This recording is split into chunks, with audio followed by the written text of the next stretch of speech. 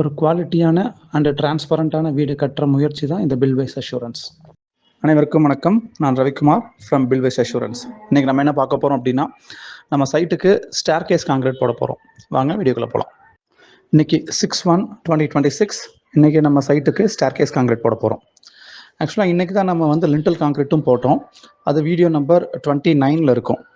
So நம்ம அந்த lintel காங்கிரீட்டும் plus stair case காங்கிரீட்டும் ரெண்டும் ஒரே வீடியோவில் கொண்டு வர முடியல. பிகாஸ் அந்த லிண்டல் காங்கிரீட் மட்டுமே பார்த்தீங்க அப்படின்னா மோர் தென் 20 minutes எடுத்துருச்சு.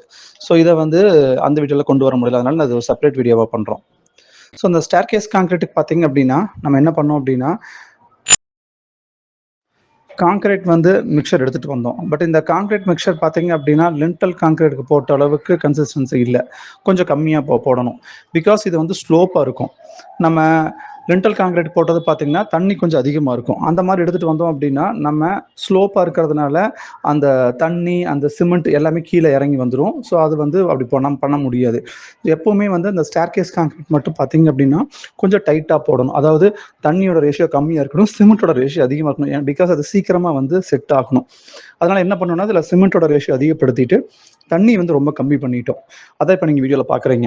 அந்த காங்கிரீட் எடுத்துகிட்டு வந்து அந்த ஸ்டேர் கேஸில் போட்டு கரண்டி வச்சு நல்லா குத்தி விட்டோம், ப்ளஸ் கம்பி வச்சு நல்லா குத்தி விட்டோம். பிகாஸ் அந்த ஸ்டேர் கேஸோட அந்த எல் ஷேப் எல்லாம் பெண்டு வரும். அந்த டைம்லலாம் பார்த்தீங்கன்னா கம்பிக்குள்ளே நல்லா காங்கிரீட் ஃபிக்ஸ் ஆகணுங்கிறதுக்காக ஒரு சின்ன கம்பி வச்சு நல்லா குத்தி விட்டோம். அதான் நீங்கள் இப்போ வீடியோவில் பார்த்துட்ருக்கீங்க.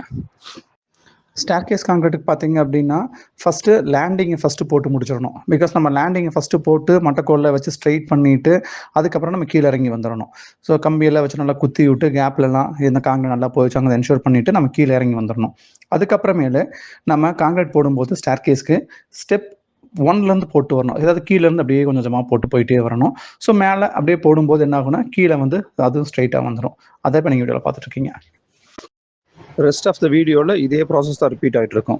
மீண்டும் அடுத்த வீடியோவில் அனதர் அஷூரன்ஸுடன் சந்திப்போம்.